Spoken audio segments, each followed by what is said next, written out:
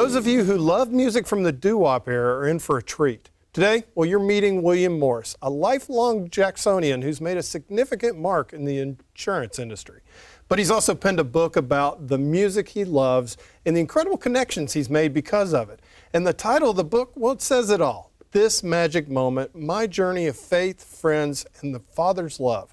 Bill, welcome to our studios and good to see you again. Thank you, Marshall. Yeah, but I tell you what, I love this book for many different reasons. I think this is one of those kind of books that I want my kids to read, A, because they appreciate music, but also, too, I think the golden thread that runs through it is if you do things for people without any expectations, that's when the magic happens.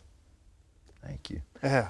Well, it was a joy doing it, and it's a life's work, honestly. Yeah.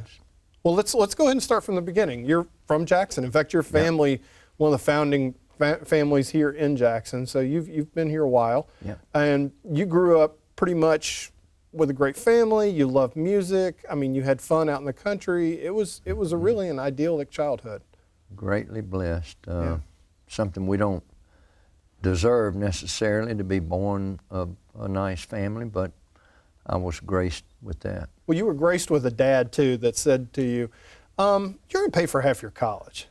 And I don't think you and I would be sitting here right now talking if he had not done that. I would agree with you. Yeah, because you were an entrepreneur. You decided, I don't even know what you got your major in, but you figured out how to put on dances. I did. And that really introduced you to the music business. Marshall, there were only a few jobs available during those summers back in the 50s, and most people had jobs at the grocery store, sacking groceries or working as a soda jerk at Brent's Drugs or something.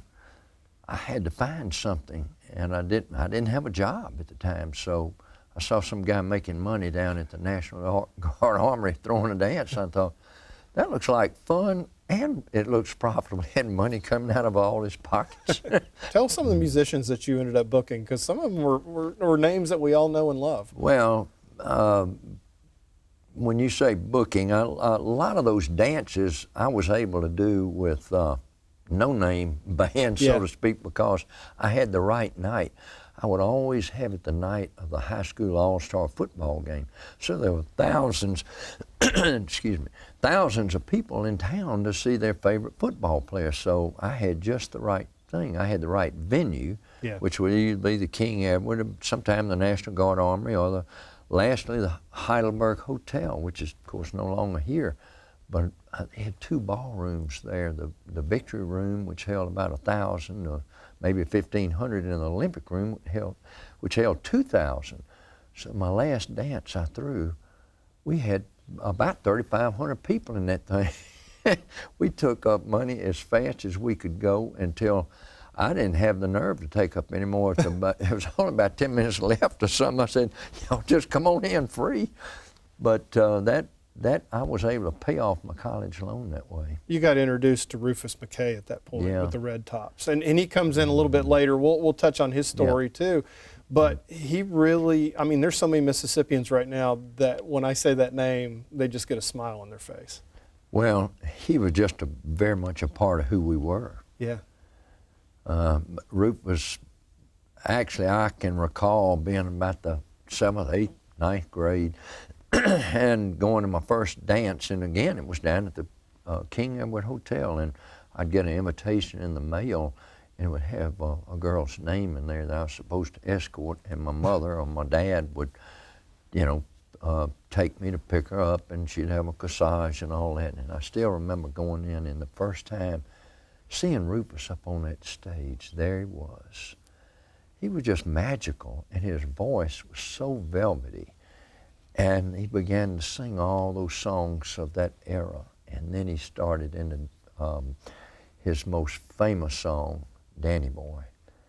And that's the best rendition I've ever heard of it. I've heard a lot of great tenors, from Ireland and all these places, but this guy's voice was so velvety. And it was just loving. And so I got to know him over the years. You didn't go into the music business, though. You didn't become a promoter and everything else. You decided to go in the insurance industry, and it's been a good life. Why didn't you go into music? Well, Marshall, I think maybe that loss that time taught me something, that sometimes I had no earthly idea we would lose on that one dance. It was after a doubleheader. Mississippi State and Ole Miss played at the stadium, and all they had to do was walk across the street to the National Guard Armory. I thought, there's no way we can lose. We're going to make a lot of money. Didn't work out that way. We lost money. I had to shut it down about 3/4 of the way through. I had to call my dad and said, Dad, have you got a little cash here? Yeah.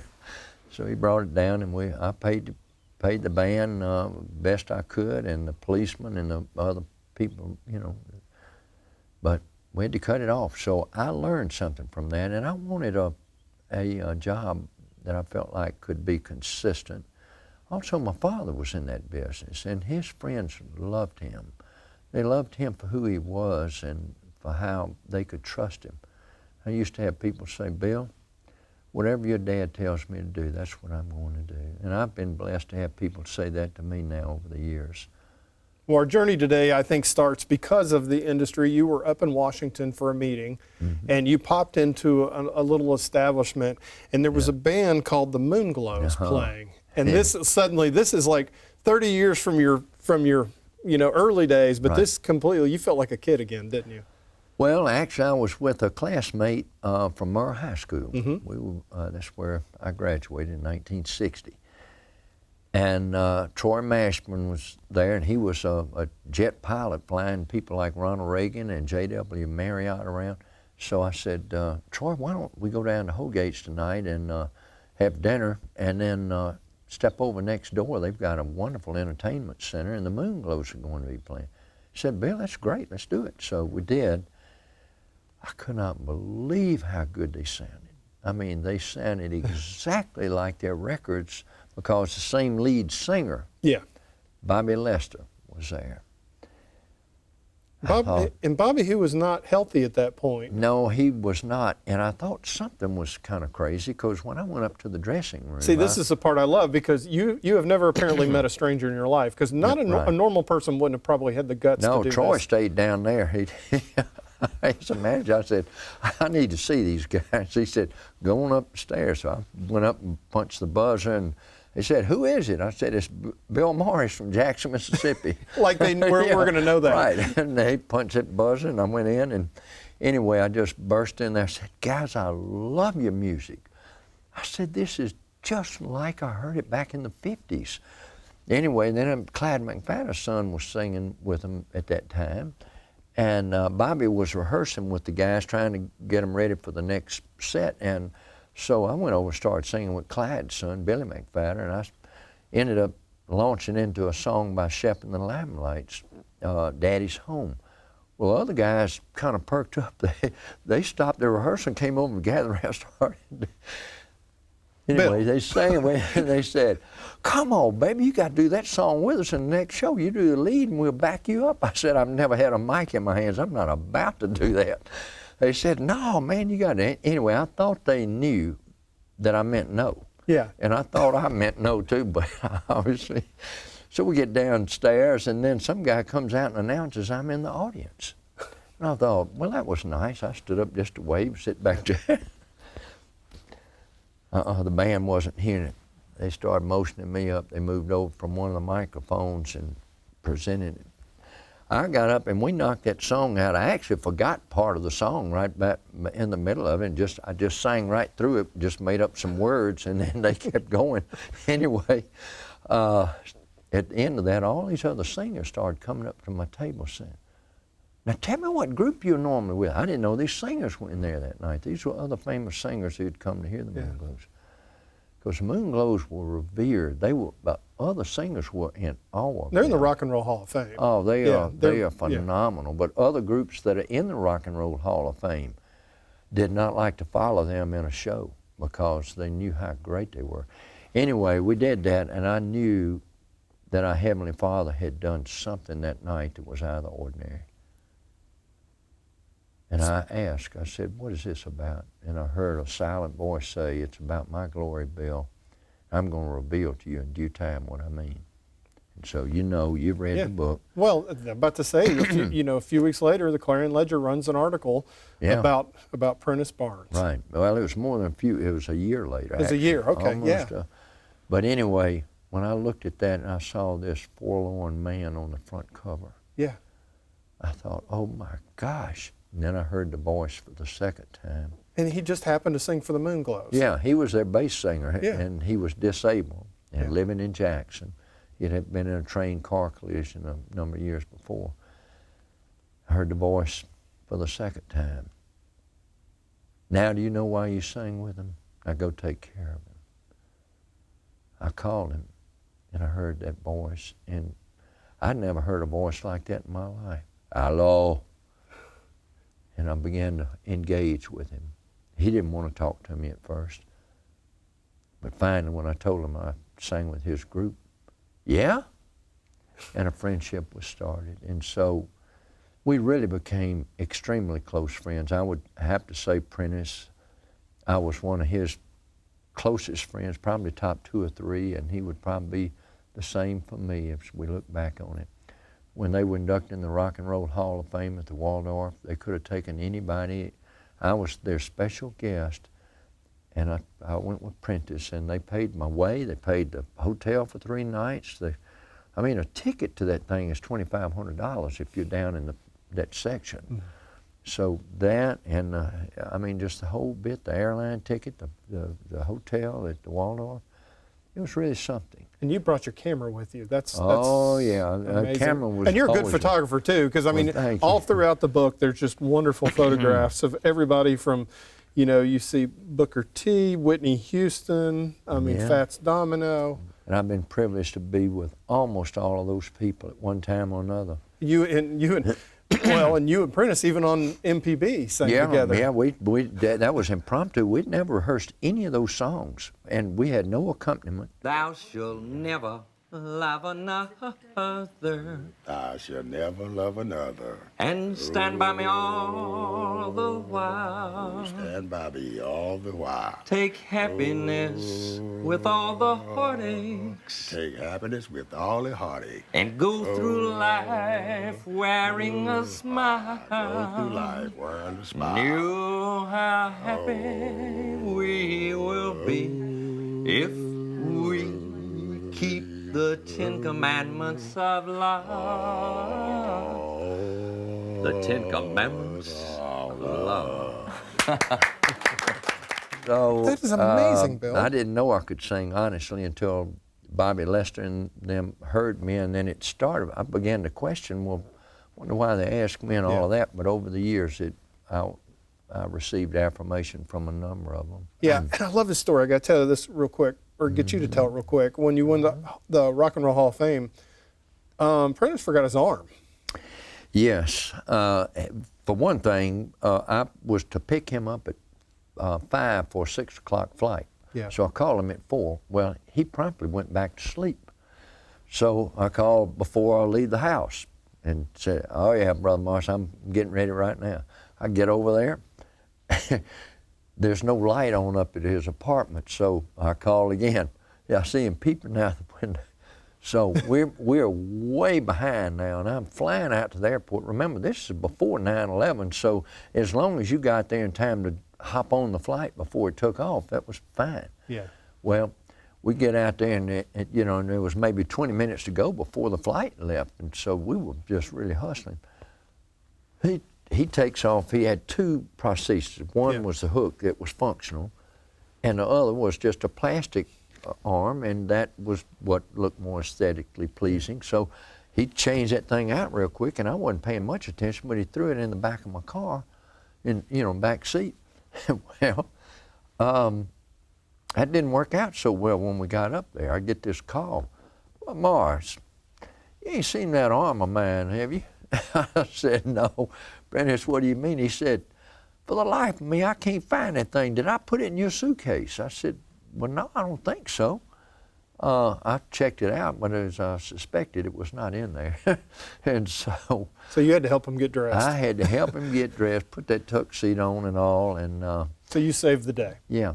Well, basically. Yeah. That was such a great story. And you were here, you and your wife, Camille, you got a daughter, Camille, too. I so do. I want to keep everything straight here. They're both red Catherine. hair. Yeah. But y'all were an event, and I forget, it was one of the balls that we go to here in Jackson. And Bill Pinkney and the original Drifters were Right. playing. It's 1985. It was a diabetes event. Yeah. And it had been iced over in Jackson. But we decided we'd go out. We were going to brave that ice. And we went out.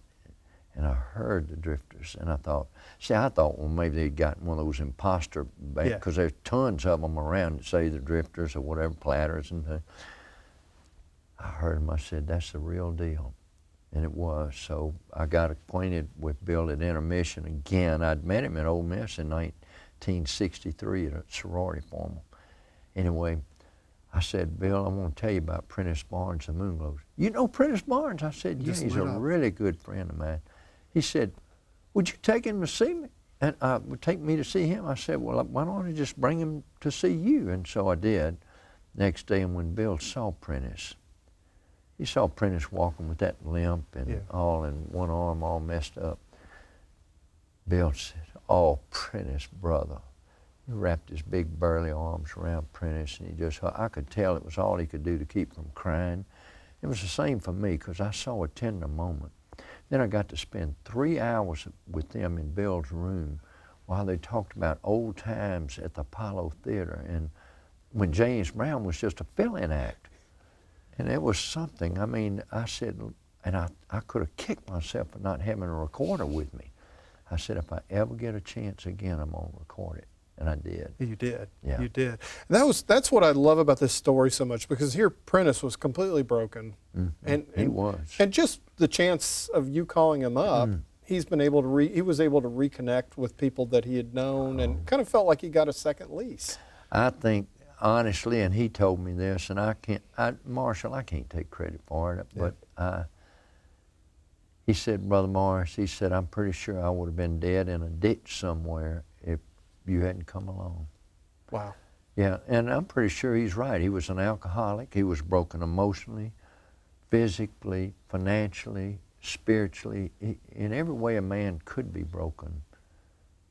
That's the way he was. And that's the thing. I don't think a lot of people realize that a lot of the acts from that time, they didn't really have good, they didn't get royalties, they didn't have good legal representation. So a lot of them literally were dying in poverty. Right, and exactly. A portion of your book, by the way, is helping out with that. Right, absolutely. Yeah, we want to give to Music Care some, and I look for other organizations too as time goes by. If it's successful enough, I would like to bless those organizations that are going to look after people like Prentice. You ended up with a really good relationship with Bill, though. Oh, Bill Pinkney. yeah. And for folks that don't realize this guy was a World War II hero. He had 3 Bronze Stars and a Silver Star. Yes. So he was really a good, strong man on top of being a really good singer. He was an incredible man, and he was also in my top 5 best friends. Yeah. Every Christmas Day, we would sing that song, White Christmas. Which is on the Home Alone soundtrack for those who are... Exactly. Yeah. Mm-hmm.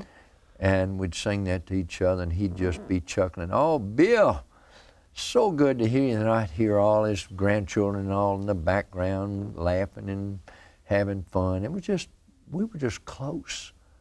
And I remember I would call him every now and then on Memorial Day, say, Bill, I want to thank you for your service to the country. Oh, Bill, thank you. Now, I served as an officer in the Army too, so we could thank each other. Just that friendship that y'all developed was really close, and you sang at his funeral. I did. I sang that song. I sang a couple of songs. I didn't sing the entire song, but I sang White Christmas, and as Bill would typically do when he would get into a song, when he was ready for his other singers to come, he'd say, fellas, can I get a little help? Yeah. Well, there were about 50 of his former compadres, people who had sung with him, sitting over in the audience. I knew them. They were sitting over there, and a lot of them were pretty famous in their own right. I got into that song. I said, fellas, can I get a little help? And they started singing. Then the entire 3,500 people in the Civic Center started singing White Christmas. Oh, wow. But yeah, no, it was really special. Tell us a little bit about the cover, the painting on the cover, because it's got special meaning too. Well, it does. That was an artist in Charleston, South Carolina, one of America's great artists. His paintings hang in the boardrooms all over America. I dreamed that painting. Catherine, my daughter Catherine, my youngest daughter, who is an incredible artist in her own right. Yeah, she is. She's really good. She and I ended up in his studio, and I could not believe that art. I mean, I'd never seen anything quite like it. And I've been to a lot of museums, but I mean the genre of the music, and to see the way he would paint a saxophone player, the guy's eyes, and the instrument, everything about it was just magnificent. I thought, I would love to have one of his paintings someday. So I don't remember how long after that it was, but maybe a couple of years. Anyway, I called him. I dreamed that painting. I said, John Carroll, it's Bill Morris in Jackson. He said, yes, Bill. I said, remember my daughter and I? Said, I do remember you coming up. I said, I dreamed a painting last night. What's that? Tell me about it. So I told him. I said, I want these guys singing together. I don't want them all spread out at different microphones and things. He said, I would love to do that. I said, well, he said, I can't start on about 6 months, but I will. I'd love to do it. And he did. And then he died about 3 years ago before I had been able to get permission from him, because he's very jealous of people being able to use his images. Yeah. So, because everything's copyrighted, even though I own the painting itself. Right. Yeah. But I don't own the rights to reproduce it. Well, his gallery finally, after about 6 months of trying to reach him, they said, oh, Mr. Morris, we would be greatly honored for you to put that on the cover of your book. And so I sent him some paperwork to sign to be sure it was all right. Work out. Yeah. I just think it's great because you did have 4 really special relationships, and it just worked out to be a perfect book. You know, and of course, Harvey Fuqua. I got that right. Harvey. Yeah. He was he was one of the lead singers of the Moonglows. Right. Yeah. He so, was. so you got to know him, and you know, he and Prentice kind of had a little thing. They didn't really much get along, and you were kind of able just to kind of get them to actually start talking. Well, to give you a quick background on Harvey. Harvey was one of the greatest arrangers in all of rock and roll history. He married Berry Gordy's sister. Oh, wow. He helped to found Motown and formulate all of that music, the Spinners and all these other groups that were coming through at that time. And Harvey brought Marvin Gaye in the business, Tammy Terrell, Etta James. He taught the Dells and the Spinners how to harmonize. I mean, those are 2 of the greatest groups there are, but they were all loved Harvey. Okay, so Harvey had that background, and he had written a lot of the songs and so forth, and some of them there was a little controversy as to whether Prentice had written them or Harvey or Pete in the group. And anyway, but be that as it may, they all went their separate ways. They actually broke up during the middle of a performance. And Harvey said, okay, I'm out of here. And they all just went their separate ways, and then years later, they began to be honored. Yeah. So that put them together. They didn't have a choice but to be together. But ultimately, I did have a role in Harvey's and Prentice's really getting to be great friends again. Yeah. I received one of those silent voices again. I was sitting in church. Said, I want you to call Harvey and tell him how much I love him. It's the Lord speaking. I want you to tell him Prentice loves him and that you love him too. I said, I can handle that. So I did. Harvey said, Bill, what am I supposed to do with that? And I said, accept it. So a week later, they were in Boston at the Doo-Wop Hall of Fame. Prentice called me after that. He said, Brother Morris, I don't know what to tell you. He said, but Harvey, I've never seen him like that. He said, he looked after every need I had to help. He helped me get dressed in that tuxedo. You know how hard it is with those buttons and all. Yeah, he said, he started talking about us going on the road again. He bought all my meals. He said, Brother Morris, I don't know. I said, well, I know. Yeah. Anyway, but Harvey told me later, after Prentice had died, we went down to Magnolia, Mississippi a couple of times together to, well, first of all to the funeral, and second of all to dedicate the tombstone marker, this large 6-foot thing. He said, Bill, I'm pretty sure Prentice and I would have never gotten back together if you hadn't come along. Oh, that's wonderful. Yeah. That's wonderful. Well, as we wrap up, and of course, you know, these gentlemen are no longer with us, and that's so tough. And I know you miss them because they were friends. You not only respect their talent, but they were friends. Rufus was out in Nevada. Yeah, he was in Reno, somewhere in that area, and I talked him into moving back to Mississippi. And where people loved him. Oh, absolutely. I said, Rufus, as you get older, people out there are not going to know who you are or care. Yeah. I said, but back here, we love you. And he moved back, and as you know, Marshall, he fell on some really hard times because he could, he wasn't getting performances and things that he could do. And I sent out an email through a friend of mine, Robert Johnson, who has a group of friends that he sends a lot of music to. I said, Robert, can I send out a thing and tell everybody about Rufus? Thousands of dollars began to pour in, letters, cards. It's a Wonderful Life. Yeah. Yeah. Yeah. And speaking of Wonderful Life, this, of course, because this wasn't your main industry, and this is what you did when you didn't think you were going to do this when you grew up, but you've been able to have a great access. And like I said, here you and Prentice got to sing here on this show back in the time. I'm not going to sing with you today. I don't. You sing great. I don't think it would work so great for me. But I just wanted to say thank you for not only the book. This Magic Moment's a great book. It's a great read. But also, too, it's just so neat hearing a story about somebody who's been able to make a difference in people's lives. Well, Marshall, I thank you for what you do, and I love watching your conversations. I've learned a lot about many authors, and I'm proud to be one of them, too. Well, thank you so much. I appreciate it. Thank you, Marshall.